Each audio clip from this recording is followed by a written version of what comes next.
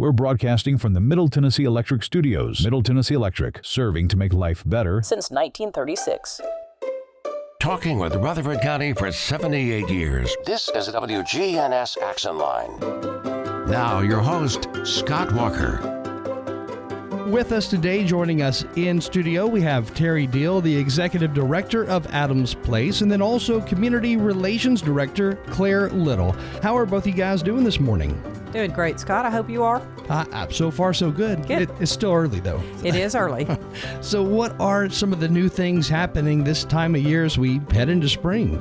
Well, I know on the independent living side of things, with weather beginning to warm up, we're getting outside a little bit more. We're gearing up for our annual spring prom, our senior prom in April. Getting ready for our fourth annual Ride and Slide coming up at the end of May. So a lot of fun activities that really are intended to be campus-wide activities. So this special formal that is coming up, I can imagine the residents probably really enjoy that. They do. It's fun watching them get dressed up. Last year we had a theme, but they decided they wanted to have their own theme. So they did blue jeans and white shirts, made it more of a 50s kind of thing. Kind of a sock hop, wasn't it? Yeah, sock hop. It turned into more of a sock hop. So, yeah, they really enjoy it. I mean, it's a big party. We have music and food, of course, and they really do enjoy coming out for that. That's got to be kind of a cool era in their lives because, they're not going to work every day. They're able to do and venture whichever way they want. That's exactly right.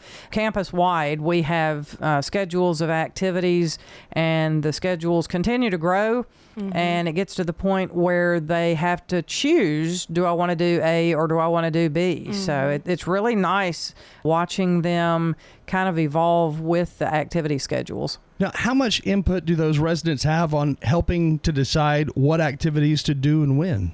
A lot. Especially when, both assisted living and independent living have their own resident council where they have a voice in deciding and contributing what happens in their communities, giving us feedback, letting us know what they want to see. That meets every month, usually with the directors and activity coordinators. And it's good to hear from them on what they want to see because this is their home and we want to make sure that they're doing things that they enjoy.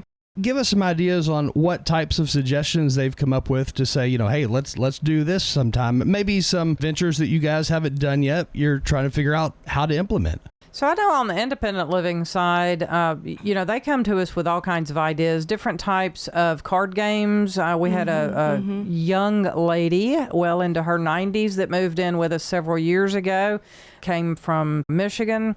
And Mahjong was a big game in the area that she lived in. Well, nobody down south at that time, at least in independent living, had heard of Mahjong. So she introduced that to us. With our residents, they help with selections on entertainers, on outings. They let us know where they want to go. We'll take bus loads out to go out to eat, and that happens. I know in independent living and assisted living, do they do that in memory care also? Yes. They really just go for scenic drives and memory care for right now. We are looking into ways to be able to do that more often with them. That's in a safe, way to do it. But yes, in assisted living especially, yes. And there are unlimited places to eat these days. So absolutely. They probably have fun with figuring out where to go for that one. They do. Especially the local spots. They really love. We just went to Buster's for assisted living last week, and they came back raving about it is still the best cheeseburger in town. Right. So is there a certain type of food you've noticed they kind of enjoy or gravitate towards more so? Just, I want to plan ahead for when I get older. I know assisted living folks recently at a food advisory meeting they had with our director of food services really talked a lot about just like home style cooking, like meatloaf was a big one that people wanted to see on the menu. And so they recently added that, things like that, chicken and dumplings, just really get into like the Southern home cooking. It's funny because you hear, if you grew up in Tennessee, you always hear, well, you don't need to eat this as much, don't need to eat that. But then you see everybody eating those things they say not to. And it always seems like it's the ones who grow to be the oldest who have eaten bacon every single morning. Right. They've eaten, you name it, just horrible food choices for you. Well, one of the things that's really interesting, because we do draw residents from all over the country, is getting the different tastes from around the United States. And a lot of our residents who have transferred here from either up north or out west, they come down, they're like, well, what are grits? Then a few months, they love grits. So, they adapt to the Southern way of cooking, but they still like things done their way as well. They're able to give ideas to the chef. Yeah, we have a suggestion box in assisted living where they can write down, things that they'd like to see and give any feedback to the chef. And he takes that very seriously. Yeah, we even accept, residents' recipes. Oh, cool. Especially from the baked goods side of things. So they'll bring us the recipes of their favorite cake or pie or whatever. Yeah. And our baker will, not only will she make it, but she'll put a sample out for everybody to look at to kind of whet their taste buds while they're waiting on lunch or dinner. Several weeks back, it was really funny. I don't remember what the dessert was, but she had put the display item out, and someone liked it so much the display item disappeared in the middle of the day. Oh, wow. That's like a great big cake or something? No, it was just a little slice, but it was gone. That's awesome. I don't know why I picture it this way, but I kind of picture, the lunches, the dinners, kind of like being on a cruise ship where everybody, they come in, they have their particular table they're used to sitting at. Absolutely. And servers that they're familiar with and that already know what they like to drink and have it on the table. And absolutely. I compare it to a cruise ship all the time. Oh, yeah. I've said for years, it is my landlocked cruise ship. It'd be kind of like being on vacation. But, it is. But not. Being at a resort. Yeah. What about when some of their families, grandkids or kids come into town and do they go into the dining hall with mom or dad or grandparents? Yeah, all the time. That's neat. Yeah, we have guest rooms that the families are able to stay in while they're there. That way they can be under the roof, but not underfoot necessarily. Have their own space. And then dine with, go to activities with, take mom and dad out, whatever they want to do. Yep. Really and truly, being on AdamsPlace campus is living life your way. It's just doing it at a different address from what your brick and mortar home was. That is really the only difference. When you read different trade publications or maybe look at information as far as, this is what we're going towards in America, or this is the age group that's going to grow to be the largest in the near future, what are we seeing right now, and what do you expect to see over the next 10 to 15 years? So I've seen a lot of change. I've been in this industry for a while, and I would say probably 10 years ago. Well, let's go back a little bit longer than that. When AdamsPlace opened about 28 years ago, it was the younger individuals that were looking at making these moves, moving into the independent living in their early to mid 70s. Well, as time went on, when the 08-09 housing crisis happened and so many people lost so much in investments, we saw that individuals started putting their moves off much later in life. They may be moving into independent living in their 80s, moving into assisted living in their 90s. And unfortunately, what happened is it shortened the amount of time that they were able to spend in that particular environment. Because if you wait till 85, 86 to move into independent living, you may really be more appropriate for assisted living at that point in time. Well, that trend is now beginning to change because the baby boomers have reached retirement age and they're making changes to their lifestyle. The age range is beginning to decrease again. So I'm seeing more and more individuals coming in their 70s looking into independent living. They may not necessarily be wanting to move right now, but they want to go ahead and make their plan so that when the day comes that they are ready to move, they've got everything in place and ready to go. And I was reading something, it was a local article, I believe, but it was talking about whatever generation it was that we're going to probably see the next big boom in here in Rutherford County, in fact, all of Middle Tennessee. But it was talking about, I think, those who are around 55 or so today. That's going to be one of the biggest groups of people here in Rutherford County in the very near future. Yeah, absolutely. And we need to be prepared to take care of them. Gosh, I remember maybe it was when I was in high school, the baby boomers back then, that was the biggest group of people in Rutherford County. That would have been at the time, maybe people who were age 40 or so back then. We're going to see many changes like that, I would guess, every few years in Rutherford County and beyond. Yeah, I think that we will. I mean, our county is growing in a lot of different ways. We have to stay on the front end so that we can be ready. I think that we could all sit around and put in our 2 cents worth about what needs to happen and what doesn't need to happen. But at the end of the day, we've got to look at what is best for the community, what is best for the individuals that are moving here. I mean, even I am not local to Murfreesboro. I'm local to Middle Tennessee, but I am what you could refer to as a transplant. So we are growing, and, Adams Place and all of NHC, we do want to stay on the front side of where we are going, taking care of our seniors. When you talk to doctors and medical professionals or read different publications about different medical issues or whatnot, I don't know what you do every day. So, but when you start to study, hey, this is what we need to change in 10 years, what are you seeing as far as people being active? I mean, because people are being a lot more active, a lot later stages in life than they ever were before. But what is the new 40? What is the new 70? What are we looking at as far as active lifestyles? I mean, what are those ages where they're still extremely active? From what I can see, I have residents, and I think Claire probably has them in assisted living as well. I have residents in their 90s that I look at my age and think, wow, I want to be like them when I'm that age. Oh, yeah. Absolutely. I mean, people that are still out walking and exercising and living their lives and traveling around the world. Now, don't get me wrong, not everybody in their 90s is like that. There are probably more in their 90s that have not necessarily aged as well. But you look at those, the one lady that I was talking to you about that came from Michigan several years ago. I mean, even into her late 80s, she was still dancing. And I'm talking like tap dancing kind of stuff, not just swaying your hips from side to side. She was really into it. So I think we're starting to see more people that are taking the necessary steps to eat right and to stay active so that they can age well. I mean, like I said, at my age, I'm looking at them thinking, okay, I need to start making some changes.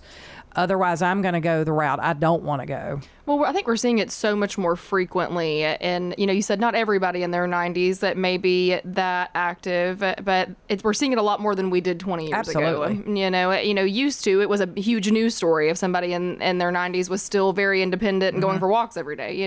That's not the case anymore. I mean, Terri and I see that every day with so many folks in their 80s and 90s, even late 90s, I mean, that are still very independent, still living their lives. So we're definitely, I mean, there's no telling how people will continue to age longer and longer as time goes on, because we're seeing it already. Now, because Adams Place has things like exercise classes and other types of things where folks can stay even healthier longer, do you often have family members come there to visit and they're just surprised to see grandma, grandfather, whoever it is, in better shape than they were when they went in? I think so, yeah. I hear feedback from the families all the time about how, especially in assisted living, Terri probably hears it from the residents themselves, if they make that move, but we really hear from the families, gosh, I wish we had done this sooner. Mom or dad is just flourishing. Right. Because a lot of times that when they make a move, before they come to us, they had really been isolated in a lot of ways and sedentary in their lifestyle and just are not socializing and not getting active. And when they come to Adams Place, whether it be independent living or assisted living, there's so many opportunities for engagement and stimulation and socialization, and that just makes a world of difference in the quality of life for folks. How big of a difference do you see in somebody's personality and overall well-being when they go from maybe being isolated at home to moving into Adams Place and all of a sudden having all this socialization? What are the biggest differences you see?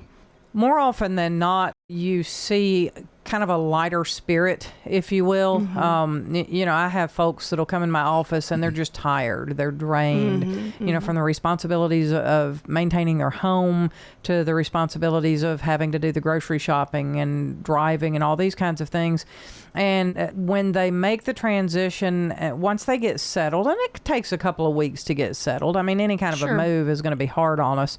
But overall, give them 2 or 3 weeks and you start seeing the fire in their eyes come back because they're sleeping better, they are socializing, they're eating more properly, that sort of thing. So I think that as they get out, if you think about you being in your own home, you may only walk 30 feet from point A to point B 5 or 6 or 7 or 8 times a day. But when you move into a community like Adams Place, while we're not a huge property having to walk long distances, you're going to walk further than 30 feet to get to where you want to go. So they're getting more exercise, but they don't really see it as being exercise, and it starts having an impact on their overall health. Well, I think it really, too, for a lot of folks, it gives them a sense of purpose again. You know, they're not just doing the same old, sitting in front of the TV every day, or, you know, maybe just seeing 1 or 2 folks a couple times a week. I mean, they have something different to look forward to every day, and all kinds of people that are the same age as them to get out and engage with. They can check their calendar and see what's going on. It really puts a pep back in their step, I think. As you were talking, I just thought about this.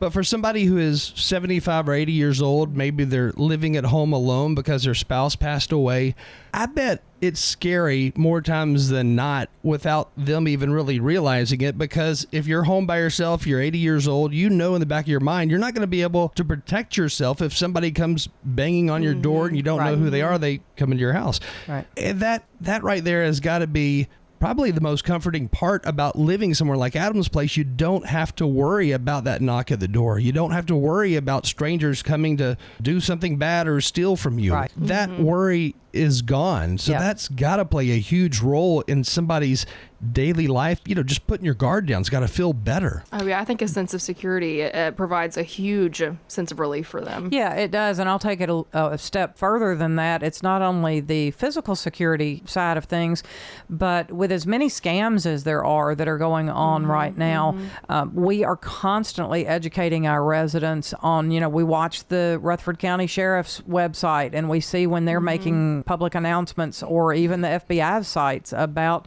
new scams. So we're constantly making them aware of that. We do educational seminars with them from not only bank perspectives, but we have people from the Sheriff's Office and the Murfreesboro Police come in and do trainings.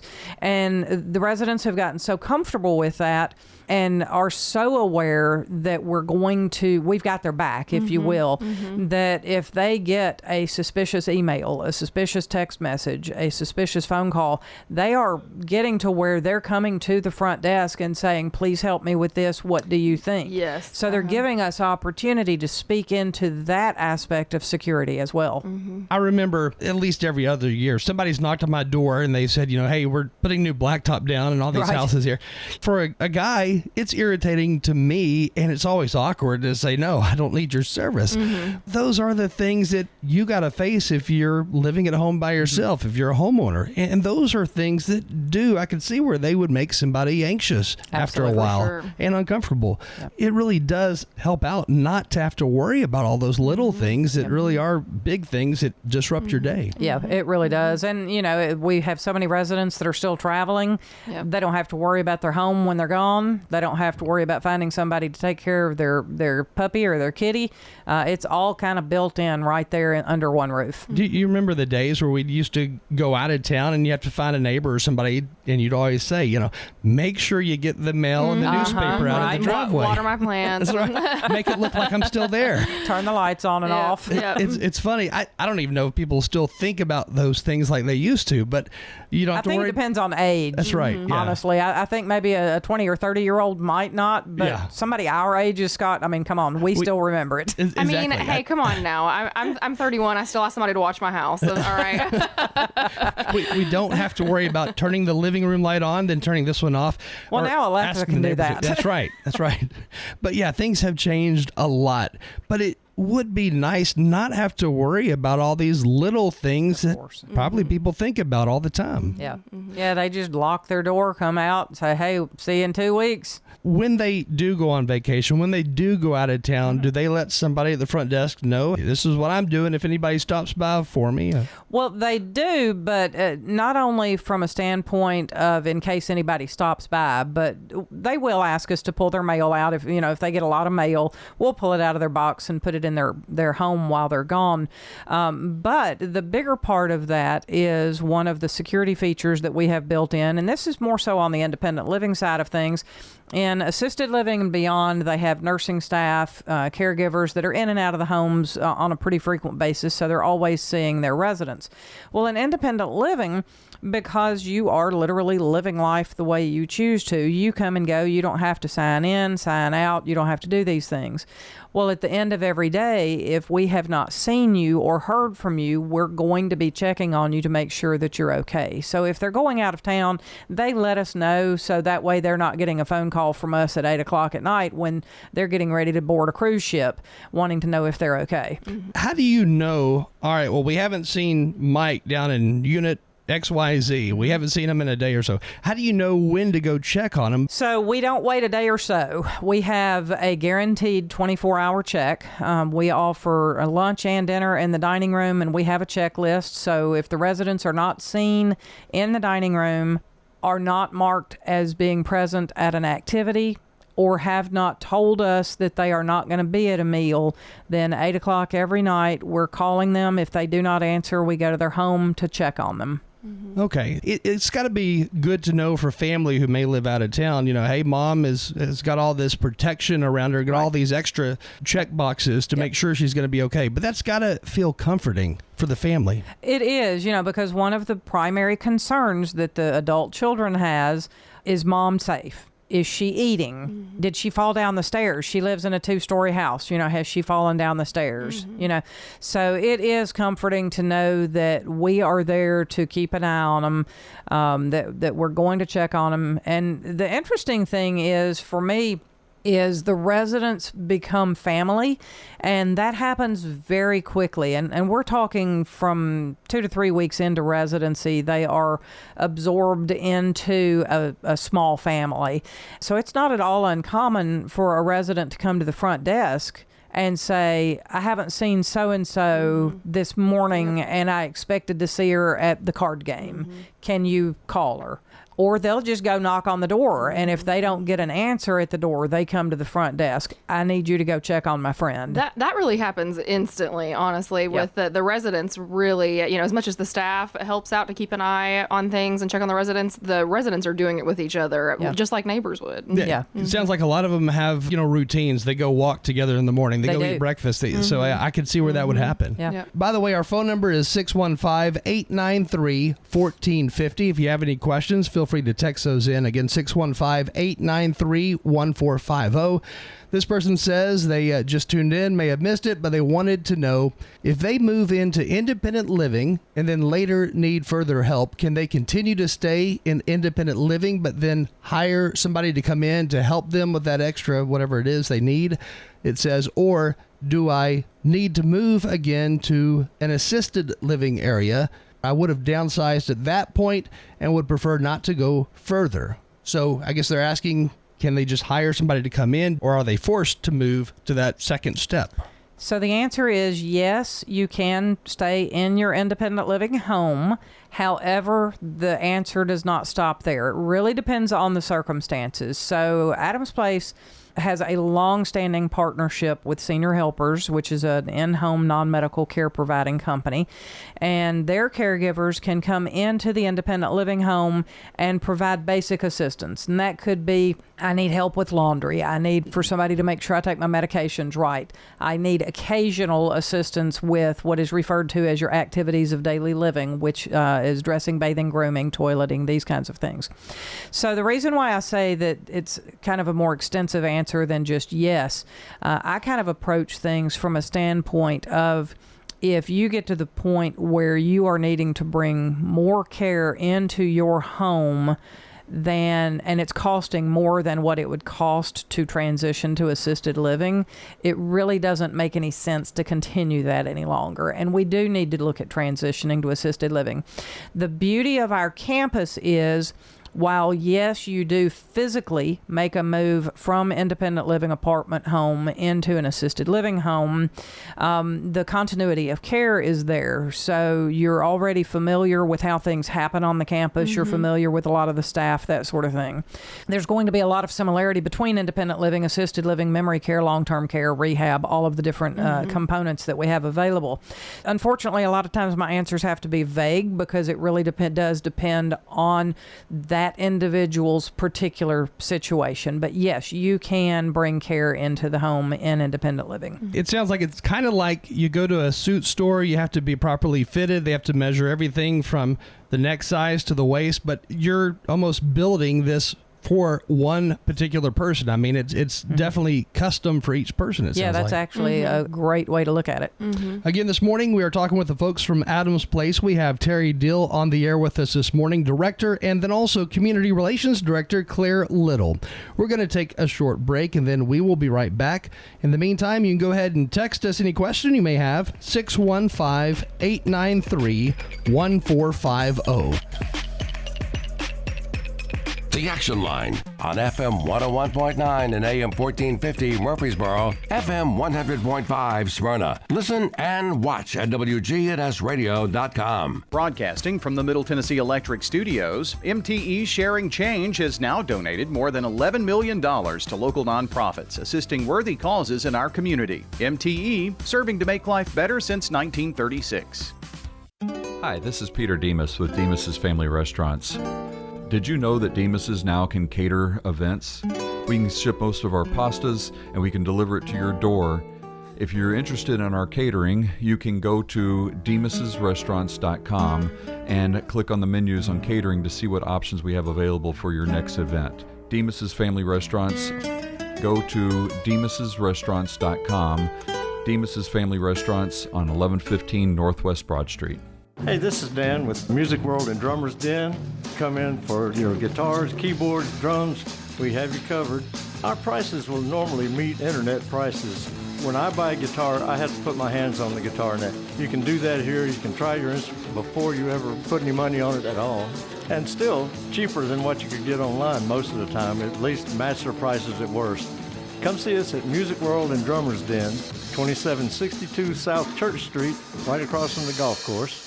What I like to think about Adams Place is it's sort of a pipeline. Alan Butcher. You enter in at the independent living end of it, and you go as far as you can. It just happens that my wife is in the memory unit, so I'm able to go over and see her each day, and that works out real well. Hi, this is Terri Deal at Adams Place. Call me for more information about Adams Place. Phone 615-904-9111. Adams Place on Memorial, across from Walmart.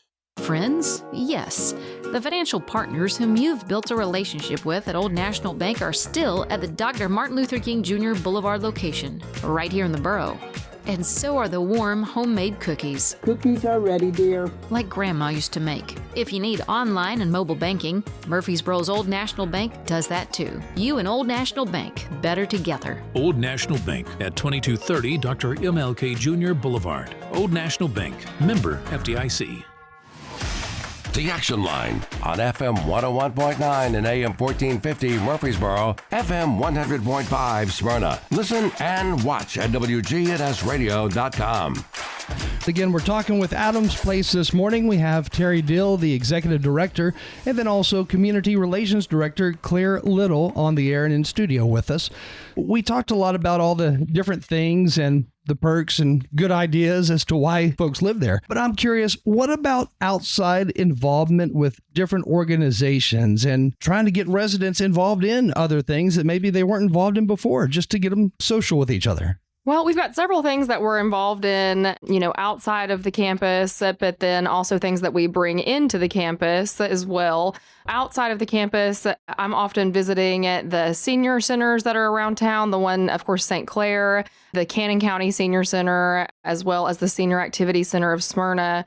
Do a lot of volunteering, educational opportunities like panel discussions to get in front of the older population in the community. We're very involved with the Rutherford County Chamber of Commerce, and we're hosting Business Before Hours this coming Thursday in our independent living, which of course is a large networking event for folks in the community. We have a caregiver support group that we bring in once a month through the local nonprofit called We Remember You. It is mostly, it centers on helping caregivers of folks with dementia, just a time for them to get together with people who are in similar situations and receive that guidance and help. And every year we participate in MTSU's Positive Aging Consortium, which they've been doing for several years now, which is always a great time and a great resource for folks in the community to get, like I said, educational opportunities. And we also host and bring in the Barfield Parks Wilderness Station, which is a lot of fun. They bring critters to our residents, such as owls, lizards, turtles.